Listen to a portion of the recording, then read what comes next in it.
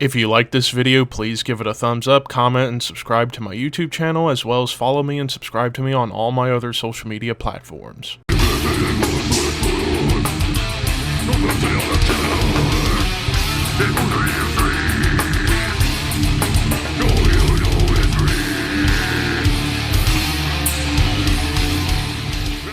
What's up, Thrashers, and welcome back once again to the Thrash Maniac 99 YouTube channel, and I am back with another album review for you guys. Yeah, this is my first review I've done in a couple of weeks after my vacation, and, well, here we are as the year is winding down, less and less albums coming out, so we're getting close to the end of the year, and man, my year-end list is going to be tough to make, and this album might or might not have made it tougher, as I am talking about the 6th studio offering from legendary Bay Area thrashers Sadus with The Shadow Inside.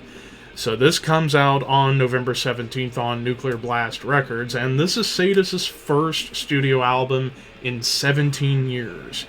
After all, some stuff was going on in between, like the band formed in 85 and broke up in 2015, but came back in 2017. However, without Steve DiGiorgio, who was like the one member I remember from Sadus because this was where he came from, and he's an awesome bassist.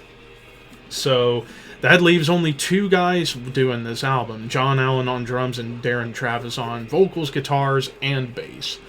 So yeah, only 2 men doing this album, but I feel like they did a pretty solid job salvaging what they could without Steve DiGiorgio a part of the band.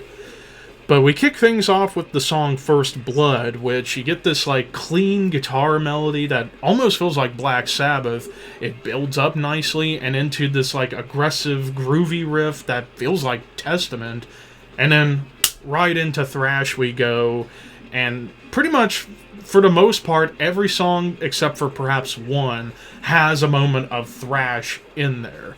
And man, does this album thrash quite hard, and dare I say even at times it gets more death thrash because of just how fast it does go. It's almost to like that thrashy death metal of bands like Vader, early Morbid Angel, and then even some of the like really hyperspeed thrash of the time like Dark Angel and Morbid Saint, I would even say. But yeah, First Blood really gets this album started in a big way.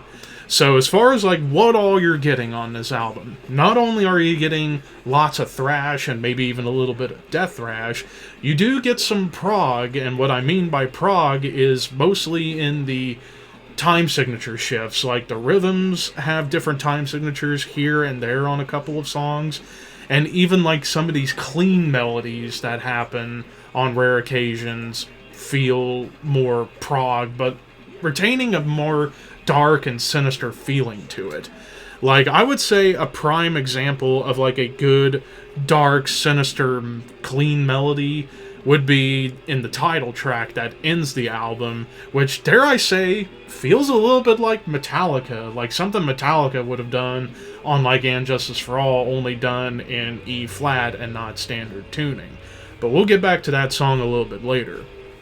But as far as like the moments where it does get proggy in terms of those time signature shifts, it would be in the songs Scorched and Burned, It's the Sickness. I would also say The Devil in Me also has some of those like odd time shifts that kind of gives it that prog flair. So yeah, those would be the main songs that has some of that progressive time signature shifts going on. Now, Scorched and Burned, you start off with this like fade in with the drum intro and a riff, and this song is probably the one track where there's no thrash to speak of. It's mostly mid-tempo, there's even some like hardcore grooves going on, and dare I say even a breakdown shows up. But this is the one track where you get probably the most highlighted guitar solo on the album because it's melodic and even harmonized. As far as the lead work, it kind of varies. Like, it'll get sometimes into like squealy dive bombs, or it can get melodic, or just absolutely shred-tastic.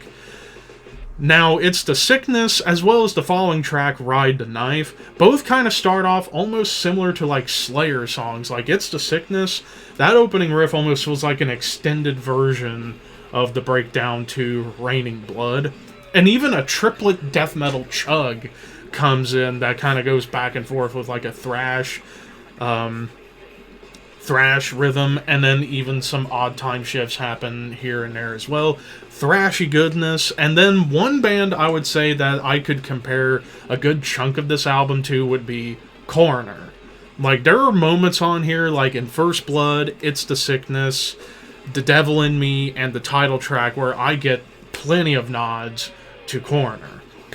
Ride the Knife, there's like this faint acoustic guitar in the background that you can barely hear, but it's mostly to provide, I guess, some atmosphere, which I wouldn't think of Sadus as having much atmosphere going on, but it builds tension nicely and into more thrash. And then another band I kind of picked up some nods to was Metallica. Like, the riff towards the end of It's the Sickness made me think of something that could have been on, like, Master of Puppets. Even some of the riff progressions in Ride the Knife have some Metallica to it. The Devil in Me, the way it opens with the guitars, felt like Metallica. And like I said, that clean melody that starts the title track feels like it's something from And Justice for All. The song Anarchy, which was the shortest song of the album that's not the interlude, which was under 3 minutes, very much this was technical death thrash mastery right here, like nods to Vader, and then there I even say Atheist was kind of a nod I picked up on here because of just how wild and chaotic and technical it gets, but the speeds made me think of Vader. And when I'm saying Atheist, I'm meaning like Piece of Time era Atheist is really where I got a lot of these nods from. There's occasional blast beats that show up on Anarchy, as well as towards the end of First Blood. The song Pain, I like how this one starts because there's some, like, classic metal flair to it, even like a triplet swing, so it almost feels like a death thrash Iron Maiden to some extent, but then it goes back into some hardcore grooves. Now, hardcore grooves pop up here and there, like I said, on Scorched and Burned. I would also say, of course, the song Pain. Even the following track, No Peace, has a little bit of a hardcore groove going for it. But No Peace, it's also a little more death metal leaning when it comes down to the groove. Even some double time stomps, which was the only time that I heard like a double time groove come up. Now, The Devil in Me, while that's a bit more groove oriented, it still provides a little bit of a prog flair to it, with just how cool the guitars really get.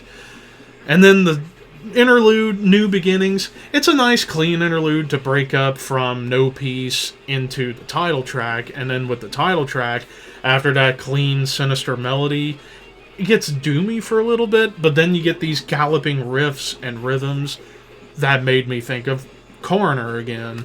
It gets proggy once more, and then towards the end, when it gets really fast into the thrash territory and into the solo, you get this like big tremolo melody that almost seems like black metal than anything else.